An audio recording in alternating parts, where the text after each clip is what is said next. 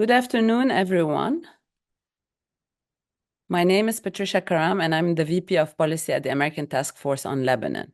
Apologies for the slight delay in starting. We're having some technical difficulties. We're here today to talk about developments in Lebanon and the region, whether Lebanon can avoid descending into full-scale war, what sovereignty realistically means under escalation conditions, how the US, Israel, and regional actors should calibrate their policy responses, drawing, of course, on a recent brief that ATFL issued. Now, we know that Lebanon was cautiously stabilizing just months ago, but today, following strikes first on Iran, Hezbollah's decision to enter the confrontation, and of course, Israel's military campaign, including ground operations in parts of southern Lebanon, the country faces the most dangerous moment it has seen in decades. We have large-scale displacement that's already underway, civilian suffering that's mounting, and at the same time, Lebanon risks really becoming a primary arena in a widening regional war. At the same time, the government has taken an unprecedented decision to ban Hezbollah's military activities, which signals an attempt to reassert state authority under great pressure. Now, today's conversation will feature two distinguished experts, Ambassador David Hale, who's distinguished fellow at both the Wilson Center and the Middle East Institute, and he's having some trouble joining the webinar, so we'll be a little bit patient with him. And of course, Mona Yaoubian, who's Director and Senior Advisor of the Middle East Program at the Center for Strategic and International Studies, CSIS. They will explore, the conversation will really explore whether Lebanon can avoid a deeper and more devastating conflict, again, what sovereignty looks like in practice under current conditions, and what role the US and international partners can play in preventing further escalation. I will ask them, we will do a round of Q&A. I will ask them a series of questions. Then we'll open it up for audience questions. So please submit as this webinar is underway. Please submit your questions using the Q&A functions of the webinar, and I will track them. Mona, as we wait for Ambassador Hale to join us, let me ask you a big picture question. This decision, Hezbollah's decision to enter the confrontation, has it really fundamentally altered Lebanon's trajectory? And are we looking at an escalation that can still be contained or something worse? Thanks so much, Patricia. It's a real pleasure to join you and hopefully Ambassador Hale soon. Look, I think Hezbollah's decision to enter is catastrophic for Lebanon. It effectively derails this very tenuous effort at stabilization that you described at the outset. It puts, in my view, the Lebanese government in an extraordinarily difficult position between addressing conflict from the outside and threats to sovereignty from the outside posed by this Israeli offensive, and of course the ongoing threats to sovereignty internally posed by Hezbollah itself. I mean, we're seeing once again Hezbollah usurp decisions of war and peace from a sovereign government and put Lebanon in this extraordinarily difficult position.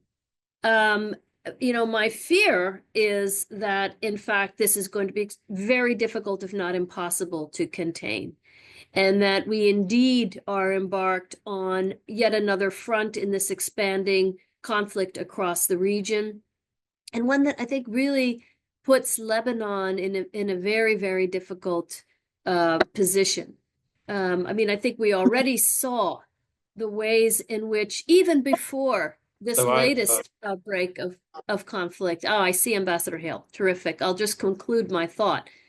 Even before this latest outbreak of conflict, we saw the many pressures that the Lebanese government was under in its efforts to disarm Hezbollah, and quite frankly, how tenuous and temporary, unfortunately, those efforts have been to date with respect to disarming. And so it's a tall order. It's a tall order for the Lebanese government. And I think it's made even more difficult, given that they are also now in the midst of a confrontation with Israel as well. Let me also though highlight that again that this confrontation was provoked this time by Hezbollah, and of course the efforts that Israel is undertaking are directed toward Hezbollah infrastructure, etc. However, I'll stop on this. There are enormous reverberations that the Lebanese people are facing, both people being killed, innocent civilians being killed, and large-scale displacement, and all of the many tensions and pressures that go along with that. I'll stop there. Thanks, Mona, and we'll get back to the reverberations in a bit. But let me turn to Ambassador Hill. Ambassador Hill, thank you for joining us today. My initial question to Mona, and I was hoping to yourself as well, was whether do you agree with her assessment? Has Hezbollah's decision really fundamentally altered Lebanon's trajectory? Is this escalation containable? And let me add, I mean, in the context of this policy brief that ATFL published, I know we had some recommendations for the Lebanese government of what it can do. Is there something the Lebanese government can do as well to avert some of this? Thank you. I'm sorry there were technical problems that delayed me, but I think the short answer is the escalation will end. I think the question is, does it end before greater damage is done to Lebanon? And if it ends in a way in which, to answer the first part of the question, the trajectory, that everyone is better positioned than ever before, frankly, to complete the business. The fact is, of course, from an Israeli point of view, and I'm not an Israeli lawyer, but from their point of view, they thought they had a ceasefire with Hezbollah, and the Lebanese were going to enforce it through disarmament of Hezbollah. And that's been over a year. It hasn't happened. There have been violations on both sides, but the basic issue was the disarming of Hezbollah. And partial disarmament is not disarmament, as we have seen, even with just enough. And we don't know how much Hezbollah still has, apparently enough to cause mayhem and havoc under the instructions of Iran. So I think that it's unlikely that the Israelis are going to stop this operation until the situation with Iran clarifies. So I think all of this is really contingent upon what happens there. But in terms of preserving the direction and the trajectory, I think it's absolutely essential that the Prime Minister and the President have been able to develop a unified political position in the country right now. This is new.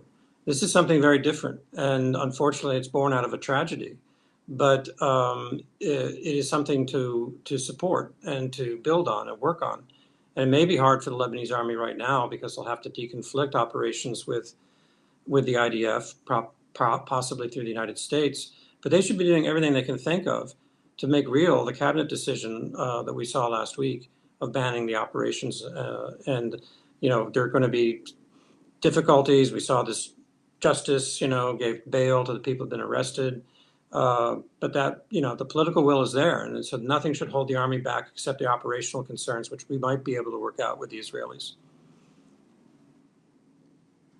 Sorry, while we're on the subject of Israel, you mentioned a little bit their motivations, but what's their strategy? Is it just deterrence, degrading Hezbollah's capability, or really forcing a political outcome? Well, I don't think they're trying to force a political outcome. I don't think they have a lot of faith one way or the other. I think they're hopeful. They see a new Lebanon. They see new politics emerging there.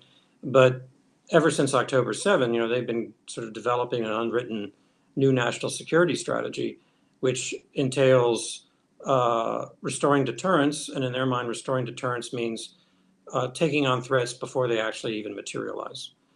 Now, they weren't able to do that in this instance because I think they were trying to signal to the Lebanese, don't get started. We won't if you don't. And of course, Hezbollah didn't follow that because they answered to Iran, not to any sensible Lebanese interest. But I think that it's about restoring deterrence because it failed. Just because these missiles were not particularly effective doesn't mean that the Israelis are going to sit by and allow more of that to happen. That is how deterrence gets degraded. And I think unless and until they're convinced that the Lebanese state has a strategy to disarm Hezbollah once and for all and for full, they will continue to do what we've seen them doing for the last year, which is taking matters into their own hands. One more question before I turn it over to Mona. You mentioned again something very positive, the Prime Minister and the President having a unified political position now, unfortunately born out of difficult circumstances. But at the same time, the Lebanese army is, is in a position where it needs to advance a disarmament goal amidst active conflict and displacement. What does progress look like under these conditions, and what's realistic to expect from your vantage point? I realize you're not on the ground.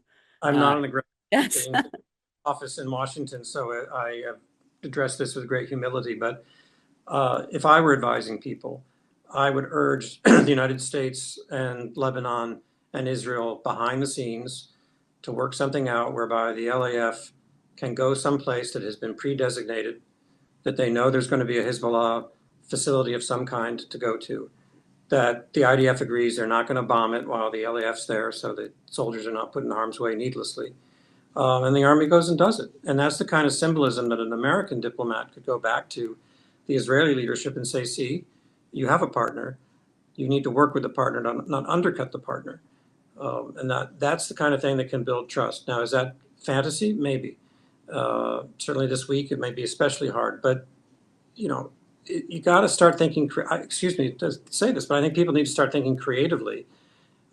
These are new challenges, new realities that require new solutions. And I think that the state and the government, the president, prime minister, and even the speaker are beginning to have been recognizing that, are stepping up to this, but it's always just a half step too late.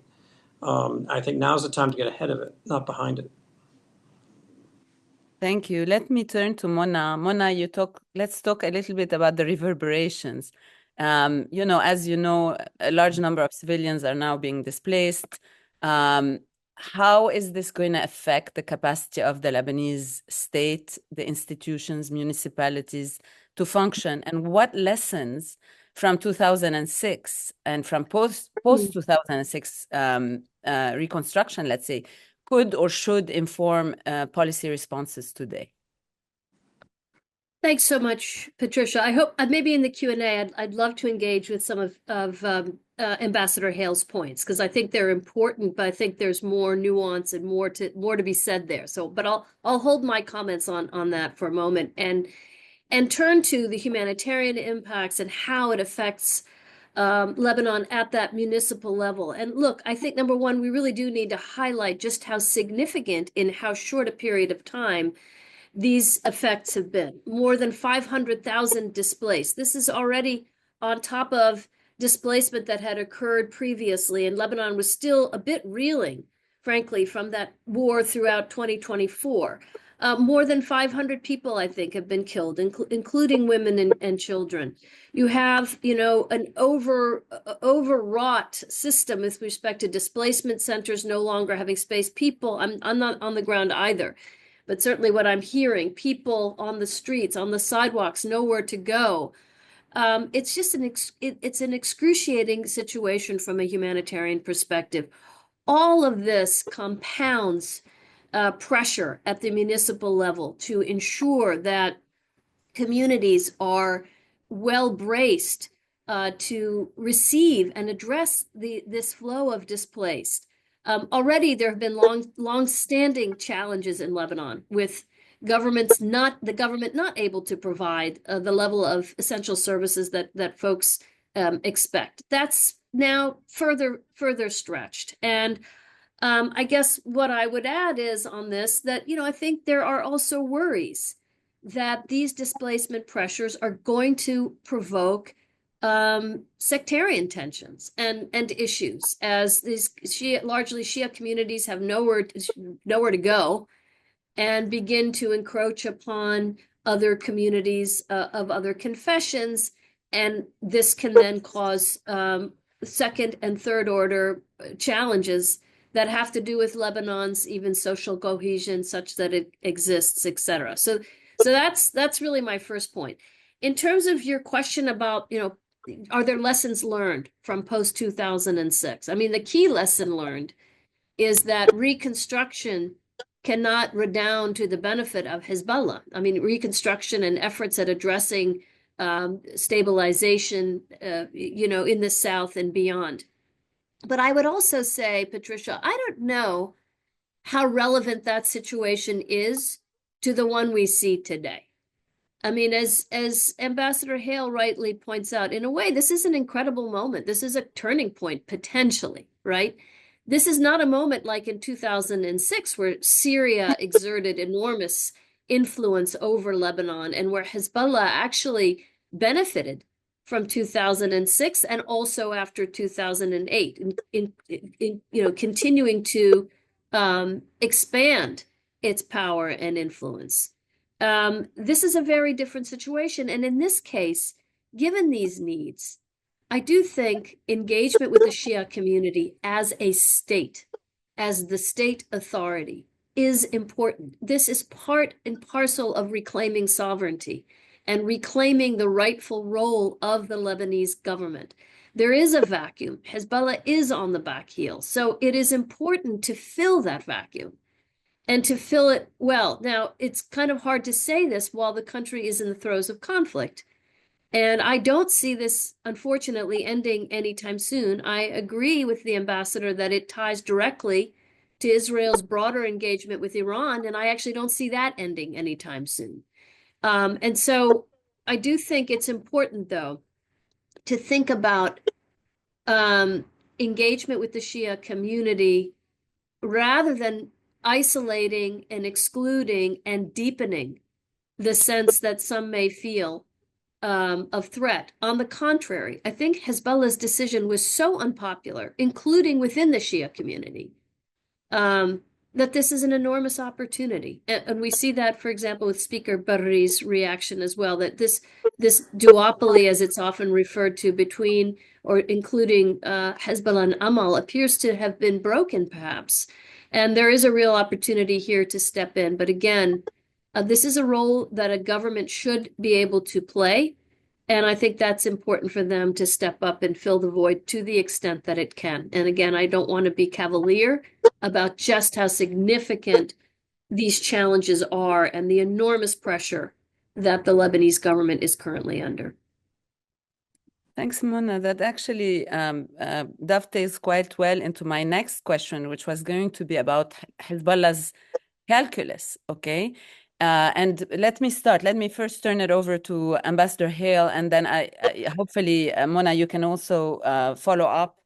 Hezbollah enters the fray. Why did Hezbollah choose to enter the confrontation when it knew the scale of Israel's likely response? I mean, you talked about Iran. Maybe we can drill down a little bit.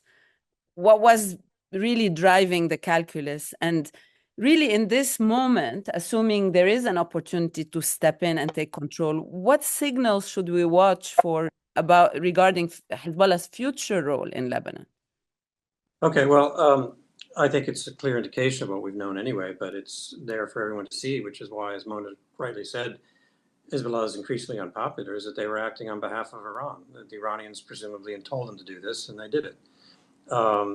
They were the first among the proxies to do so. Now we see some activity in Iraq as well.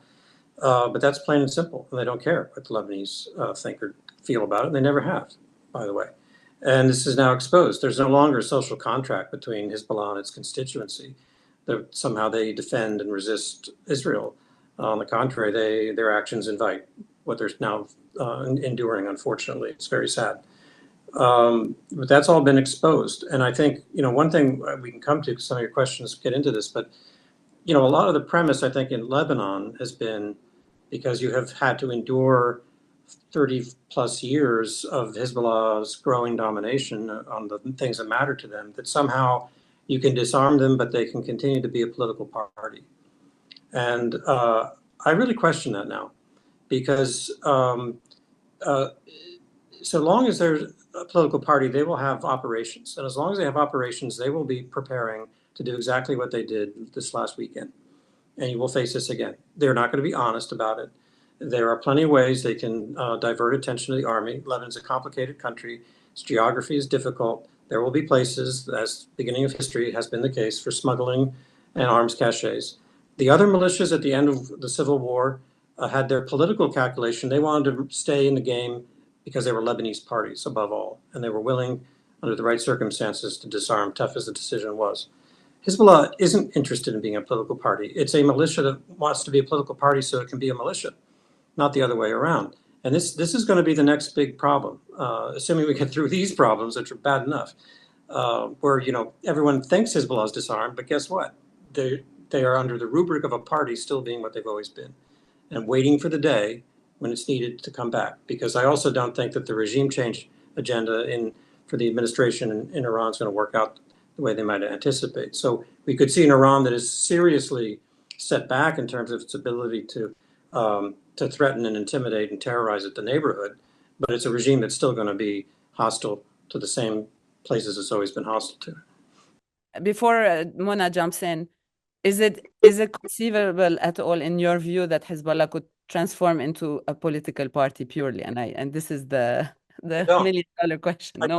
No. I say this, I remember, because I was the political officer at the embassy at the end of the Civil War. 1992, there was this hope that Hezbollah's entering the parliamentary elections. It's a moment of truth. They will have to choose between being a militia and a party. They never had to choose. They haven't had to choose in 1992. They don't have to choose today, and they will not have to choose in the future, unless the Lebanese state becomes something well beyond where it is today, and that we all hope for and are working toward. But meanwhile, Hezbollah will be undercutting it every which way they can. So this is a serious problem, I think. Mona, do you want to jump in? Yeah, I would. I think what I would start with is really just to I largely agree with the ambassador's laydown, but I do think it's important to note, what is Hezbollah today?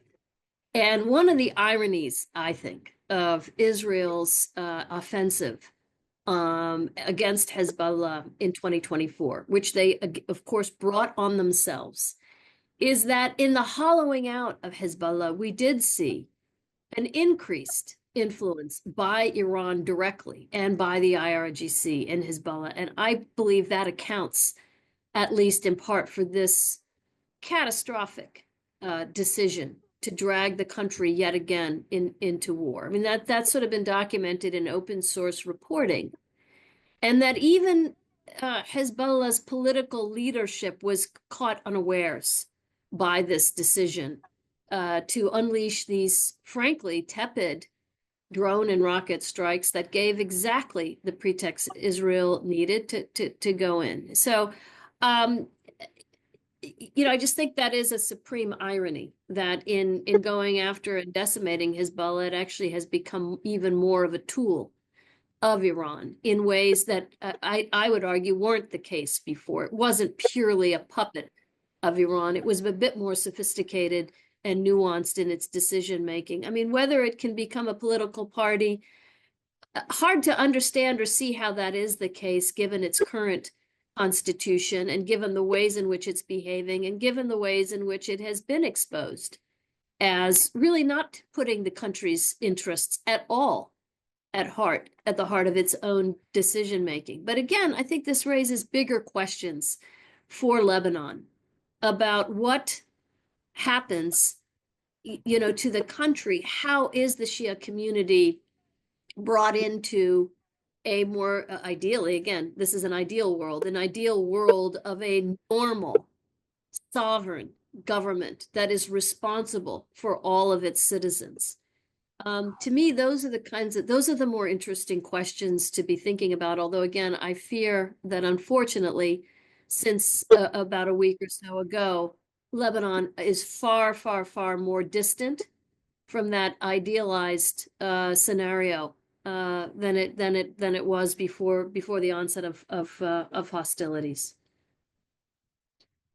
And if I could say one last thing, because something I think is really important, because I think it's actually an echo of what we're seeing in Iran. And that is, again, certainly the disarmament efforts did not proceed nearly fast enough or significantly enough, too little, too late, as many are saying. Yes.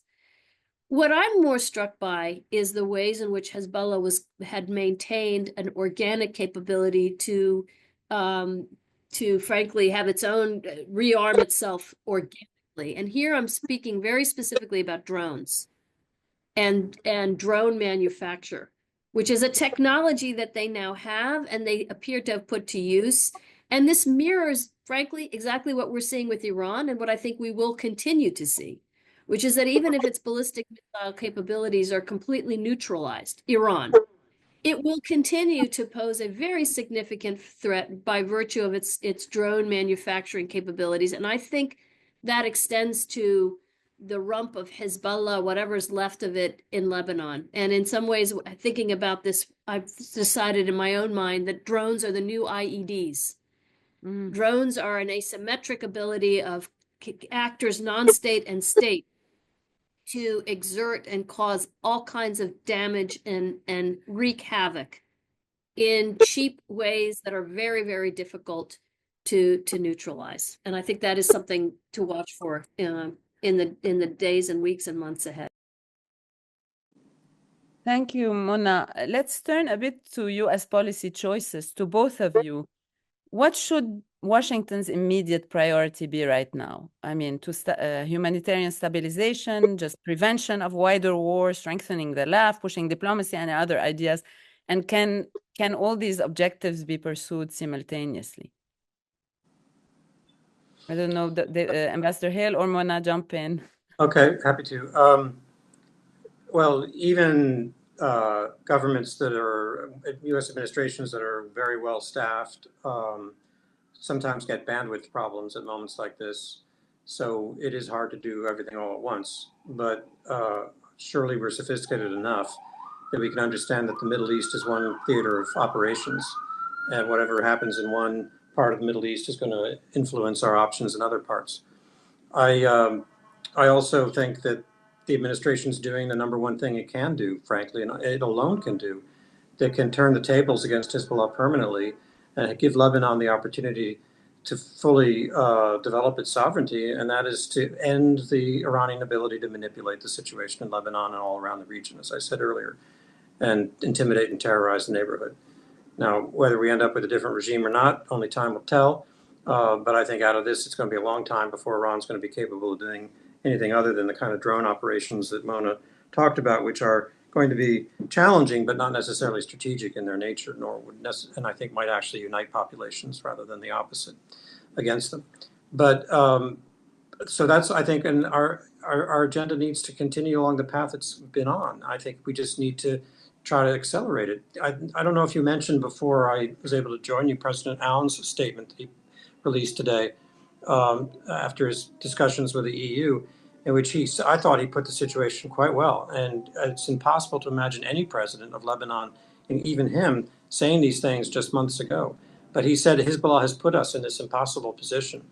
They have taunted and drawn Israel's ire, forcing the government of Lebanon to either choose, we're going to have to take on Israel, which obviously they can't, or we're going to let Hezbollah do it. And this is a dilemma that he, of course, understandably resents deeply.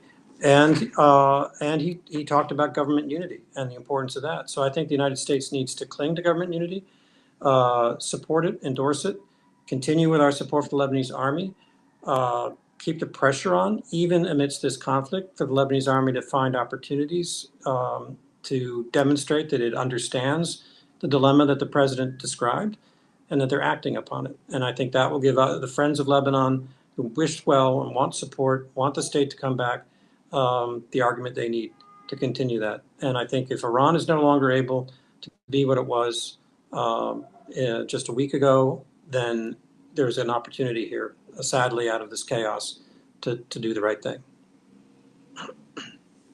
Mona? Yeah, I mean, I would largely agree with that. I mean, I think number one, I do think we have to underscore the bandwidth issues that we were having prior to this latest outbreak of conflict, where we have a kind of somewhat hollowed out State Department and National Security Council well before this. And now you have conflict raging across the region.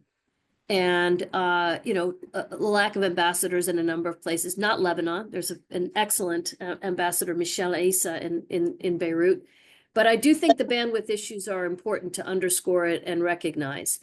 I also think, to pick up on the ambassador's point, I mean, it's important for the United States to recognize the dilemma that the government faces in Lebanon, that President Aoun has put down.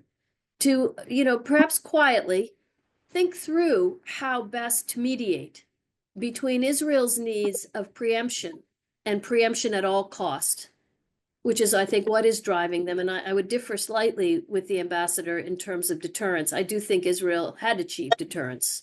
To be fair, Hezbollah had not really undertaken any attacks until this one. And this one was relatively tepid. Nonetheless, point taken, of course, it was an attack.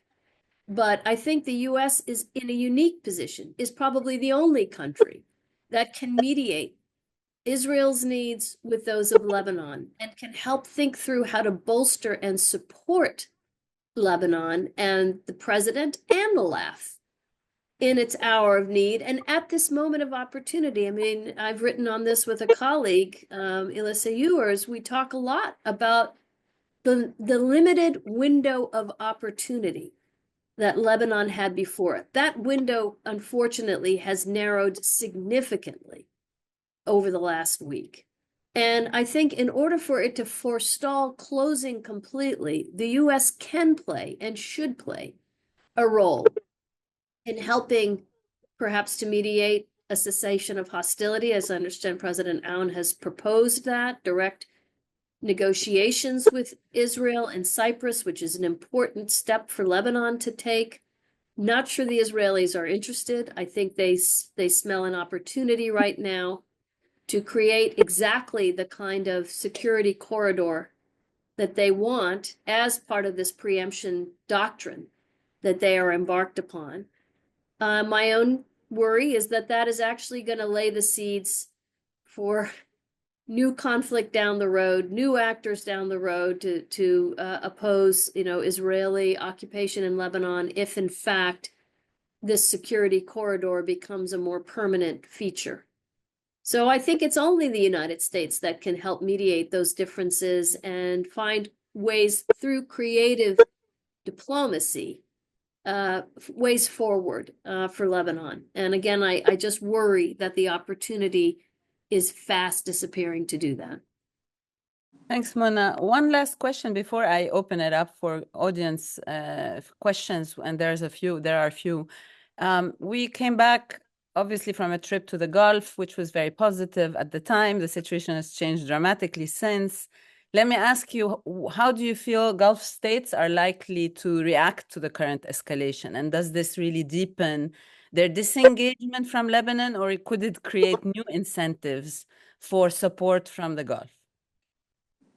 I think that they're probably completely preoccupied by the immediate issues that they're facing in terms of the extraordinary but necessarily imperfect air defense systems that they have, and what happens when the occasional missile gets through or drone, restoring confidence in their countries, dealing with security needs, the energy market, and other disruptions, and all of that. I think is probably front and center. And talked about American bandwidth problems. I think they all also probably are not really focused on Lebanon. Maybe a little bit of "I told you so" mentality, and that this partial disarming is not complete disarming. But I do think, I mean, you didn't ask the question, but I think it's related to it. Some people here in the media are asking, doesn't this mean that the Gulf states are having second thoughts about joining us? And I'd say the opposite. I think that their concern always wasn't whether or not there'd be conflict. They were living in the shadow. They knew this would happen at some level or not. They've been living in the shadow of this kind of threat. They wanted to make sure that the United States was going to do the job thoroughly and not a sort of half measure, and not leave prematurely, in which case they would then be facing the lion directly. So I think that their patience to deal with this is much longer than I think perhaps the American media and audiences here may understand. And so I don't, but I think the Israelis, and Mona touched on this, they've probably got a pretty wide margin to do more or less what they want. And I think we do have to underscore and remind them what Mona said about, the unintended consequences of physical occupation that they learned the hard way in the past, and they ought to be reminded. I think the IDF probably knows quite well, but whether the political leadership understands that is another question. Mona? And just to build on the ambassador's points, I mean, I think already when we were in the Gulf, Patricia, you'll recall that there was reticence on the part of some of our interlocutors to be forthcoming and to be out in front with support for Lebanon. And if anything, that reticence and that lack of willingness to jump in is heightened significantly by, as the ambassador rightly notes, I mean, they've got bigger problems. They are now in the throes of conflict themselves in ways that I think, well, I wouldn't say was unimaginable, because I think this was precisely the nightmare scenario that they were seeking to avoid. Hence their overtime in trying to encourage President Trump and the Trump administration toward a path of greater diplomacy and mediation rather than conflict. And so I think that is continuing to be the case. And I think that they will also be worried. Again, they too draw lessons from 2006. They don't want to be accused of supporting terrorism, et cetera, if they jump in some post-conflict situation and are providing reconstruction, et cetera, to the south and other parts of Lebanon without clarity about the role of the Lebanese government. But again, I think that I'm not sure. I think we're watching a series of cascading negative effects, of which Lebanon is one, and perhaps the most prominent one of this conflict.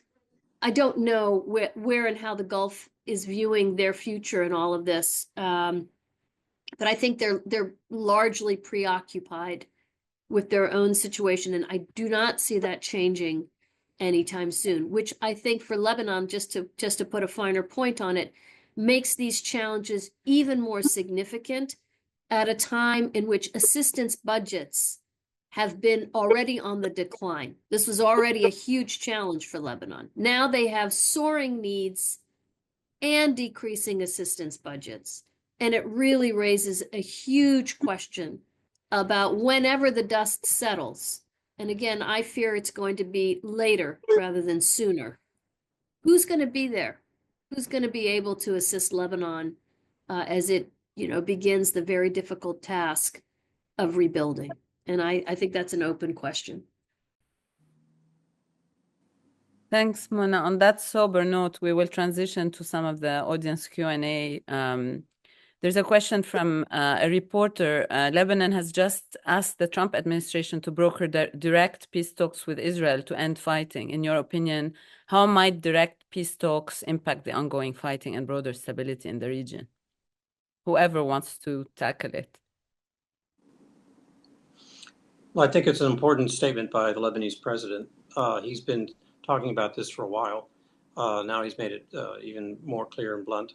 And I think there'll be a point where we should be exploring every opportunity to try to restore some level of stability in the ceasefire of the past, which is no longer in play, actually. What I would hope, though, is for people, again, to understand that it may not be realistic at this stage to expect many breakthroughs there.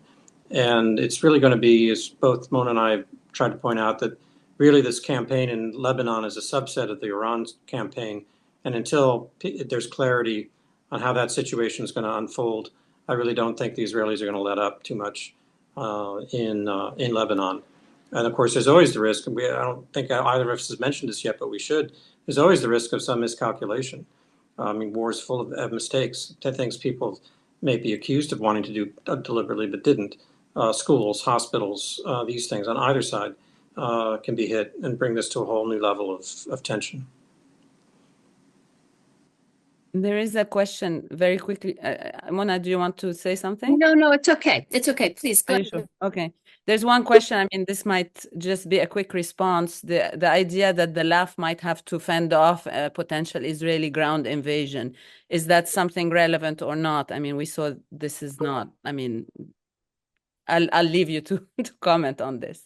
Well, yeah, I don't think the Army is going to be in a position to do that, and I don't think anyone expects that to happen. UNIFIL, of course, will step aside, as they always do, because their mandate doesn't allow them to do anything else, not impugning the dignity or bravery of any individuals, but that's just the way it is.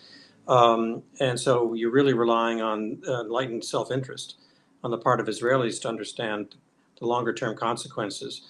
they're in Khiam now, as I understand it. Going much beyond that is a new ball game. So hopefully they will feel that they can send the messages and do the things they need to do based on the operations that they've conducted so far.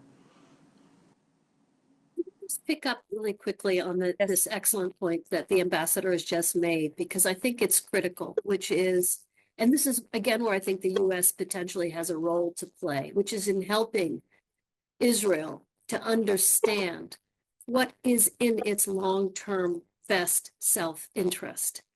And occupying parts of Lebanon and remaining in a state of perpetual war with Lebanon is not in Israel's long-term self-interest, in my view. And I think the U.S. has an important role to play. David called it enlightened self-interest. I think that's a really good word, because I think ultimately the way forward for some kind of de-escalation and stabilization, and dare I say even peace, is a willingness by Israel to understand that a strong, sovereign, central government in Lebanon, under the leadership of the current leadership that we're seeing, President Aoun, this cabinet, ultimately that's the best counter to the rise of Iranian influence, non-state actor influence in Lebanon. It's a strong central government with a control over its sovereignty. Yes, they have a long way to go, but I actually think the intentions are very much there, and there have been important, if tenuous, progress made on the ground. And ultimately, I think for Israel, that's the far better gamble. I'm not sure that I see indicators that they are willing to take that leap of faith, which is what it would require. Thank you.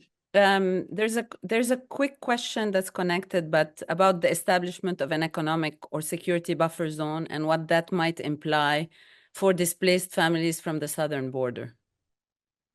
Well, this came up apparently it came up in the last round of the mechanism when Morgan Ortagus was still handling it. And it apparently took everyone, at least on the Lebanese side, by surprise. From an American point of view, it's a perfectly rational thing, particularly the Trump world vision, where economic benefits can be the sort of the point of the point of the sword in terms of opening up diplomatic and security opportunities. Unfortunately, given the history that the Lebanese have experienced in South Lebanon, it immediately raises the suspicion that this is a security zone cloaked by other words. So I think it was really well intentioned on the part of the administration. I do not question their motives myself, but that's just a fact of of psychology that has to be addressed if this is going to succeed. But if it opens a door for economic revitalization of that long troubled area, great. I agree how the ambassador framed it, but I think it was a very dangerous suggestion at the time, precisely because of this idea of cloaking, that in effect, it would be a security zone or an occupied buffer corridor, cloaked as something that was sought economic opportunity. And that's why I think it's dangerous.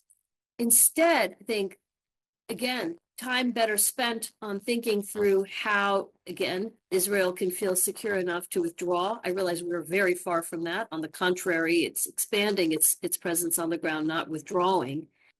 And ultimately, as part of thinking about disarmament, I think disarmament needs to be understood in a much more holistic way, that we need to think about a whole of government approach to disarmament.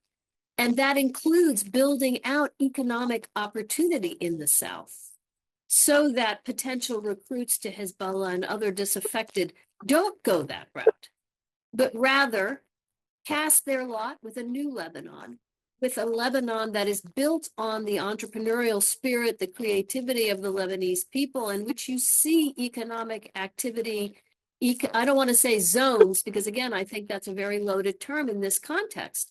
But where we begin to see that there are efforts made to build out economic development across the South, as part of any reconstruction effort, and that's one of the best guarantees going forward to ensuring against the rise again of Hezbollah or Hezbollah 2.0 or some other non-state actor that will play on disaffection of people there who feel hopeless and who feel that they don't have opportunities. This is something I think that deserves a lot more time and thinking. Again, hard to talk about it now in the throes of conflict, but ultimately it's economic off-ramps that need to be part of any successful disarmament process. Thanks, Mona. There are two related questions, and then we'll wind this down. One directly, I mean, you talked a bit of a narrative of embrace, if you will, or solidarity, and the need to avoid disaffection of the Shia population in particular, who are the most hard hit by what's happened. So there is I don't know if you want to comment on one comment, which is about this discussion starting with Lebanese sovereignty, but devolved into opposition of one, but one faction in Lebanon. So the idea that focusing exclusively on one faction is never going to lead to Lebanese sovereignty, but will continue to feed Lebanese disunity. I don't know if you would like to comment on this. I'll say a quick word. I mean, of course, I mean, I think it's critical to understand Lebanon much more broadly. I think the only reason I raised the question of Shia embrace is because I think that's right now where the tensions lie. I mean, we're just talking about this large number of displaced. They are disproportionately Shia because it's that part of the country that's been under so much onslaught. No, it's very dangerous, and it sows seeds for new conflict to put disproportionate attention on one community. My point is that in a sovereign Lebanon, it is the government that has responsibility for all communities, and that is the way forward. And I do think it's possible, but I by no means would I say that there's a disproportionate amount of time, attention, resources should be allotted to the Shia community, not at all. Just that the Shia community needs to be part and parcel of a future Lebanon that is under the guise of a sovereign central government with responsibility for all Lebanon citizens. Thanks, Mona. For the both of you, there's a question about what the recent escalations entail for the possibility of U.S. support for reconstruction in the South when reconstruction becomes relevant.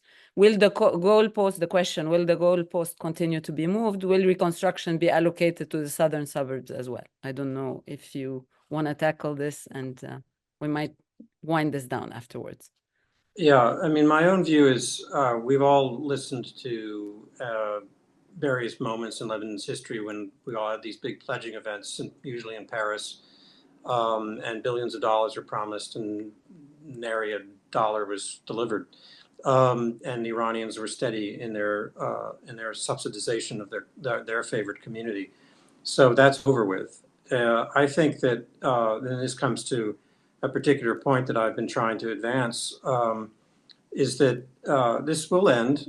There will be a ceasefire restored. Question is then what are the institutional connections with Israel, if any? And a minimalist approach where there's nothing but a ceasefire is not going to bring substantial international support or money into and development programs into Lebanon. It's just a fact of life. I'm sorry to say it, but we've seen this before. There has to be, I think, some stronger commitments demonstrated by both Israelis and Lebanese to a new chapter in their relationship that is truly going to stabilize the environment, that can be, which would have an important pillar of economic development. But investors are not going to come, whether they're state aid agencies or the private sector, which is what the U.S. can offer more likely, are just not going to take the risks. You may get, the Qataris for their own reasons involved, but the rest of the Gulf isn't going to be there. Europe isn't going to be there. There's competition, as Mona said. And so I really think people need to put on their horizon something bigger than a ceasefire, bigger than an armistice. And I'm talking about a peace treaty, which sounds bizarre in the middle of this. But now's the time to think about it, to think about how are you going to shape that future? Because otherwise, I mean, this is a truism, but otherwise it gets shaped for you. And it becomes a land for conflict, a landscape for other people's battles, rather than a place where the Lebanese are taking charge of their own future. And this is an opportunity coming out of this, I think, to change that equation. Mona, last words? I mean, I think for Lebanon, look, the first casualty of this conflict was the conference that was to have taken place in in Paris to support the Lebanese armed forces, which has now been postponed. So these are the challenges that Lebanon is going to face. I don't see the U.S. stepping in. Already, the United States wasn't stepping in by dismantling USAID, by not prioritizing foreign assistance, quite the opposite. Now there's discussion here in Washington about the need for a supplemental to the budget. In other words, more money that needs to go towards supporting the war effort. And so I do think, I'm not sure about a peace treaty with Israel. I'm not sure I see that. But I do think that this is the time, ultimately, it's going to be the time for, frankly, and the Lebanese people themselves. And in particular, I guess I would take this opportunity to highlight the Lebanese diaspora and the very important role it can and should play going forward in Lebanon's future. I think that's going to be key once and whenever the dust of this conflict settles. Thank you both for your insightful comments. And Mona, you bring us full circle back to ATFL, as I'm going to invite Ambassador Gabriel to say some closing words. We can hear you. Hear me? Go ahead. So let me, this has been a great conversation. I do want to bring it back to what ATFL is doing, because I think you've touched on a number of points, and two things really resonate with me. One from Mona, one from David. David said, sadly, out of this chaos, maybe there's some good that can happen. And Mona said that the U.S. can and should play a role. Let me try to end this on a more upbeat note, the way I'm looking at it anyway. First of all, I think the parties have to quit pointing the fingers at each other. Really think about this. Everybody to this issue wants the same result. They want Hezbollah disarmed. Israel wants it. Lebanese government wants it. The United States and the international community. There's a huge agreement on that. That's quite a remarkable statement when you think about it. So why is there such a war going on right now in Lebanon, and there's no resolution, although everybody wants the same response? I think we've got to look at three ways of addressing this in the more immediate future.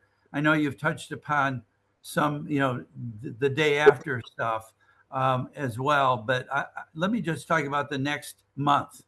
I think number one, and it was announced by President Aoun today, we came out last week and we've been really pushing very hard to get the parties in direct negotiation.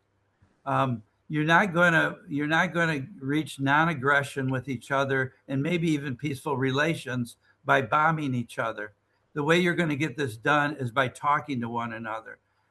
This is a major move forward, and I think that the president is willing to put very high-level personnel involved in this direct negotiations and a team ready to go. So I think there was a very seriously thought-out process to, number one, get the parties talking. Number two, and Mona brought this up, no one is pleased with Hezbollah or with the LAF's pace at disarmament. No one is. Now, they did a good job in the South, according to at least the Central Command and others. But everyone believes that they're moving way too slow. The reason why they're moving way too slow is because they don't have the resources and capability to move quicker. CENTCOM, the Central Command, has to get involved in the middle of this and make an assessment on what is needed.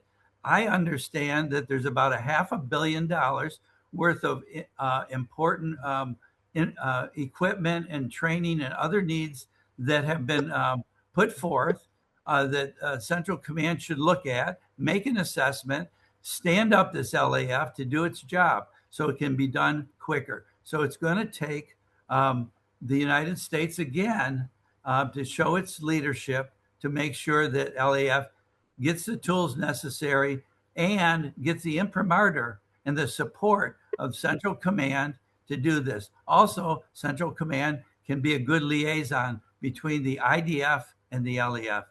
And the third point that I make, there's a lot of people suffering from this war. Most of them are Shia, not all of them, as you mentioned, Mona. But we've got to now talk to those people that are most disenfranchised.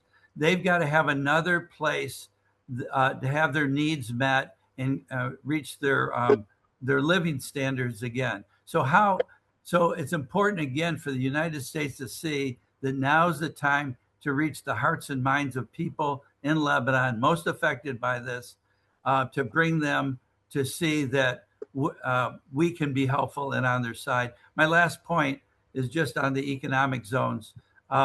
I share David's analysis of this and why it kind of failed, and Mona's comments as well. Let me just say this. I'm all for an economic zone. We should be for an economic zone as long as the people who live in the South can move back to their villages and go about their way of life. So if those two things are combined, it's something that should not be put aside. It's something that should be encouraged as long as the needs of the people and the way of life and their ability to move back to their villages are met. So there's a lot in the next month that can be done. And as David said earlier, think about where we were a year ago or more, and think about where we are today. So I think this has been a great session. It's really given us a lot of ideas, and we have a good work plan, I think, in the coming weeks to help the United States to make sure that we take advantage of the good progress that is made to date and make sure it doesn't fall backwards. So thank you so much for your good moderating, Patricia, as well. Thanks, everyone. We are at time. Thank you for your wisdom, your insights, which are very timely, and we look forward to continuing the conversation another time. Thank you.